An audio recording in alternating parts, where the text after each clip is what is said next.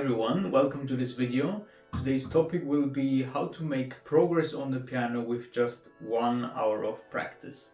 So this is a video idea I've had for a while, and recently I'm also under some time stress where I don't have enough time to really practice enough.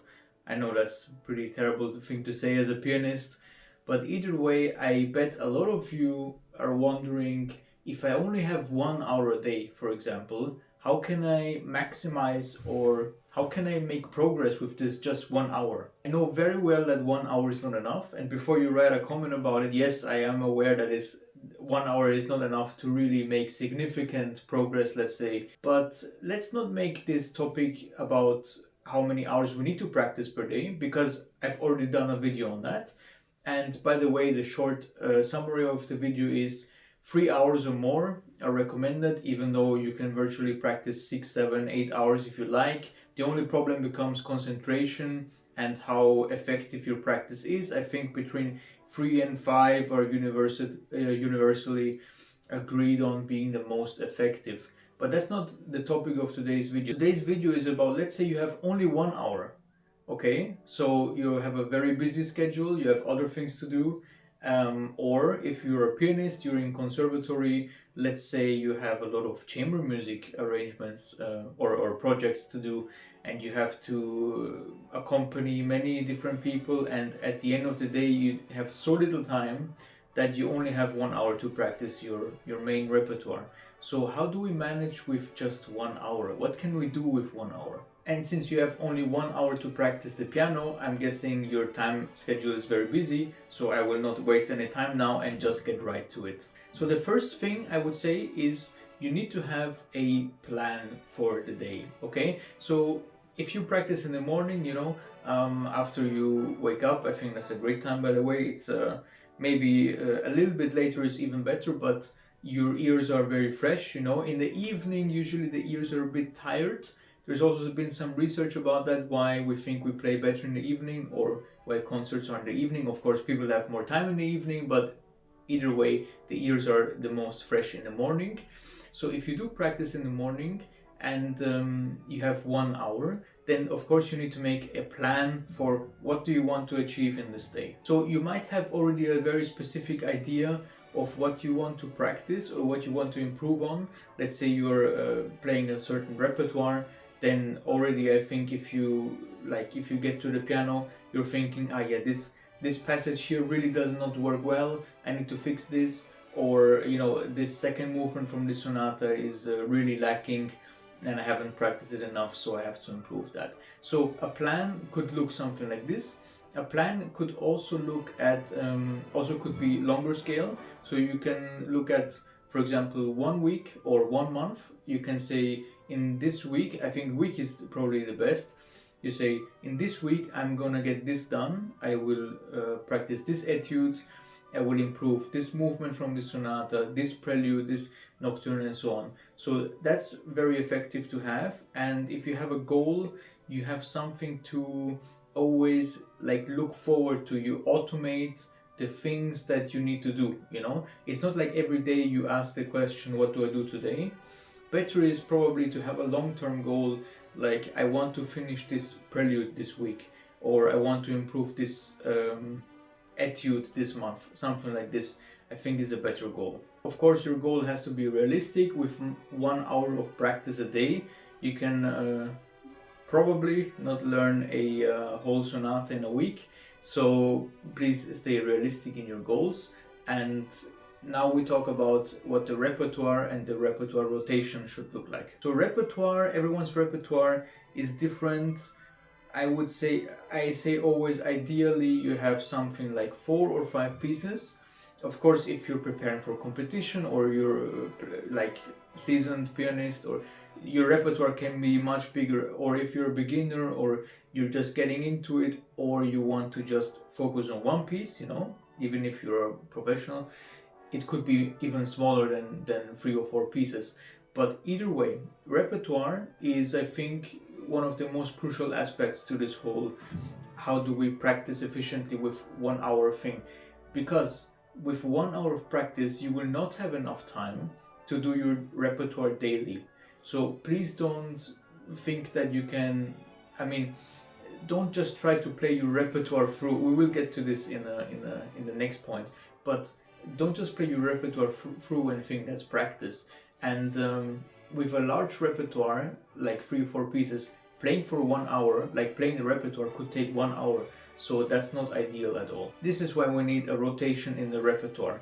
So let's say you have 5 pieces currently, then it's not advisable to do all the 5 pieces in one day, of course, no time. Probably you want to be looking at something like 2 pieces. So 2 pieces, and then the next day the other 2, and then the day after that you have just 1 that you didn't do yet, but you include another 1. And you can cycle through this. You don't have to keep, I would not recommend also that you keep the same rotation always, that you do like every Monday and Wednesday you do these pieces, and then every Tuesday and Thursday. No, rather you should have a bit of a mixture in there. One of the, I think, biggest misconceptions is that you need to have everything like on the same level. I think it's better to have some of them be above, like from your level of your playing, above the other pieces. Like, of course you don't want to have like a piece is 99% and one piece is 1%. But if one piece is better than the other, that's, if it's better prepared, it's completely fine, yeah? So this piece might peak for you earlier, and then once it has peaked, you can set it aside for 2-3 days, and then work on other pieces. During this time that you set pieces aside, the piece that you can play very well might dip a little bit in quality, but it has more layers kind of experience to it, so that it can take some more not playing it. So I think it's better you don't try to like cut the grass like evenly on all sides, but rather you can invest more time in the pieces, in specific pieces that you feel you're doing great at, and then you can leave those for a couple days and work on the others that are lacking. I know this is a vague formulation, but it depends on your goals and your timeline, so I can't say individually, but it's okay to do so, but always mix and don't try to do everything in one day. This is exactly my next point here, is that playing and practicing these are 2 different things. So you cannot just play through your repertoire and think you practiced. So you haven't, what you did is a playthrough, and what you did is you kind of refreshed some memory, and you touched on some aspects that are good, right? Like performance is important, performing a piece is important, but that's not practicing. Let's say I have an hour of time and I have 4 pieces and I perform all of them. If each piece takes like 15 minutes, that's my hour is finished. Okay, the pieces might take less than 15 minutes, then I still have 20 minutes or so left, but that's not the point of practicing. Practicing is you improve certain sections, or you work on certain aspects, right? So aspects and sections can be interchanged however you want. For example, you can say this passage is not working well, or I would like to really get the first 8 bars perfectly. Okay, that's a great goal to do, and putting like 30 minutes of time into just that is I think is gonna bring you further than rather if you try to just play it through once, play the first movement through, and then you don't even have time to work on anything. So you have to work on aspects. This can be passages, as I said, like first 8 bars, or middle section, you choose 16 bars, or however long the natural phrase is, or you can say, I want to focus on my pedaling today. I want to play this nocturne, and I want to exclusively focus on how I pedal it. Or I have a new fingering here and I need to drill it for a while. Or this technical passage doesn't work, I need to drill it for a while. These are all, I think, very nice aspects to choose, so pick and choose. I would also recommend probably that your practice is not only technical, so maybe you focus like I just want to 30 minutes or 20 minutes of this 1 hour, I want to check my sound here, my sound quality, tone quality for this second movement or something like this, you know. So this is work that will improve your playing. You can be like, if you're really focused and you use these this time that you dedicate to this section really wisely, I think it can have massive benefits even in 20 minutes. One question that comes along with that is, if I just do this kind of work, will I not lose the information of playing the whole piece? You know, if I only focus on, let's say, like 20% of the piece for a day, um, will I not lose the information of being able to play the whole piece? I feel like I need to play the whole piece in order to perform it. The answer to that is no. I don't think so, because actually I think it will improve it, because if you spend so much time with one specific passage, the knowledge you get with this passage, it's like I don't know how to like, maybe you are in a location, or you know, and you, like, let's say you're in your room, you know your room pretty well, but if you just look at one corner for 20 minutes, you will know everything about that corner, and your image of that will just be much stronger. So you have much more information about this. And if you over time do this for every place, or it can be any other analogy, you can think about just a painting, and you look at one specific part of this painting, you keep looking at it and you discover maybe new things. I tell you, if you do that for the whole piece, like over multiple days and then over weeks, and then repeat it, you will know every aspect of that piece, and it will actually help you to perform it and to memorize it and everything like this. Of course, in the end, you need to do a couple playthroughs still, like, or occasionally you need to add a couple playthroughs. But my point here is that just thinking that you can play through it once or twice and that's your practice, that really has nothing to do with practice. Good. So one more pointer I would like to make is your environment, your practice environment. I think there are multiple methods to go about this. The first is probably, for most people, I would say the best, which is a quiet environment, somewhere where you're not distracted. I recommend you put your phone away. At the most, the phone should serve as a alarm function, maybe, yes, so that you know when you have to, leave for your appointment or when you have another schedule.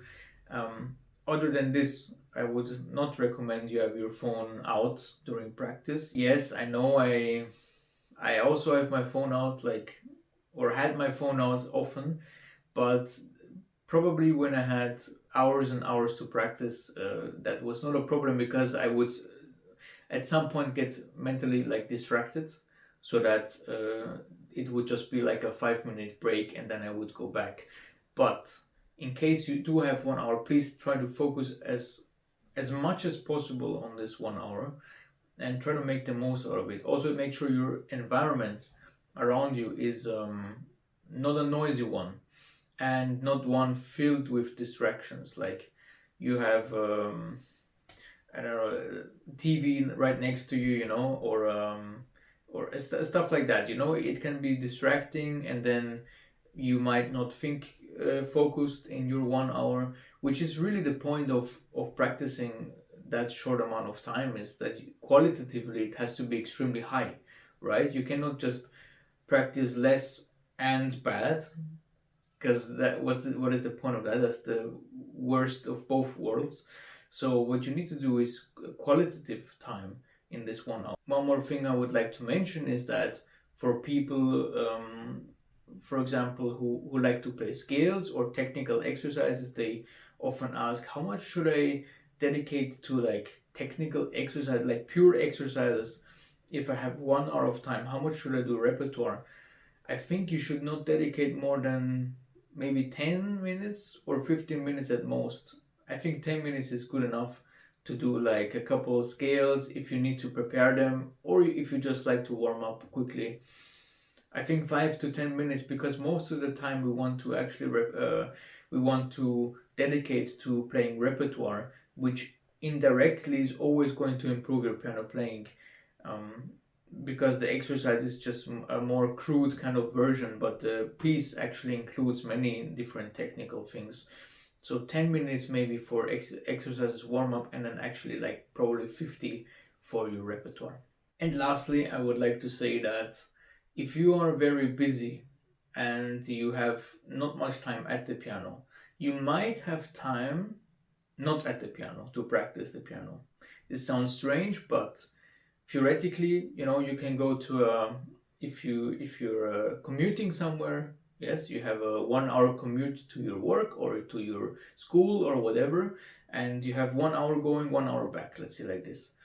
You can still use this time to improve certain aspects. For example, listening to your own recording that you recorded and writing down things that did not work and criticizing yourself. I mean, in a positive way, of course, not in like this was terrible kind of. Just objectively listening to it with the score, of course. Or my favorite, really just looking at the score, like taking the score, looking at it, visualizing it. Visualizing meaning you imagine you play it, and also hearing what it sounds like without actually playing it. So only here it happens, the sound is shaped here, and then you can ask yourself, how do I want this to sound and what should it sound like? And then in the evening or the next day or something, whenever you have time, you go to the piano and you try it. One of the best experiences, and really, really helpful for shaping this kind of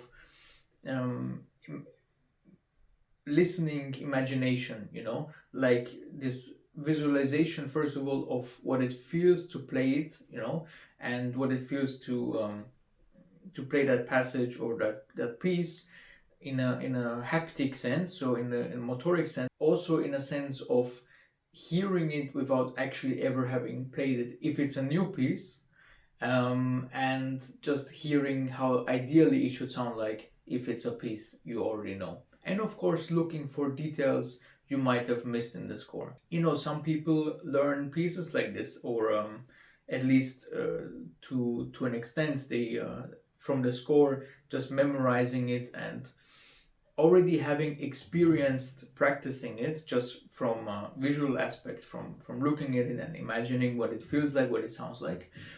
And I also tried this, so you can to some extent learn pieces and memorize them and experience them without actually playing them. So if you have only 1 hour of practice, this is also a tool you can use on your commute, on your lunch break or something like this, if you're dedicated and if you're interested to improve your piano playing. So these are some aspects on how to improve. I hope this video helped you. If you enjoyed it, please leave a like. You can leave a comment, subscribe, and I'll see you in the next video.